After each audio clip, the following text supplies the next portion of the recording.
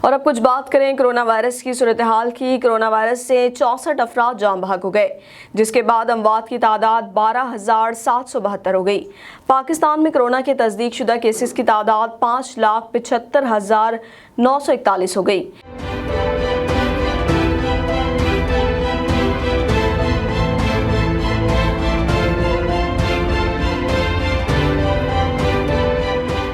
National command and operation centre کے تازہ ترین اعداد و شمار کے مطابق گزشتہ 24 گھنٹوں کے دوران 1,361 نئے کیسز رپورٹ ہوئے۔ پنجاب میں 1,69,474، سندھ میں 2,57,089، خیبر پختونخوا میں 71,490، بلوچستان میں 19,010، گلگت بلتستان میں 4,955، اسلام آباد میں 43,901، جبکہ آزاد کشمیر میں 10,022 کیسز رپورٹ ہوئے۔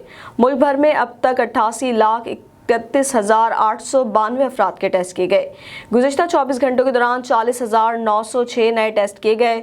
اب تک 5,39,887 مریض صحت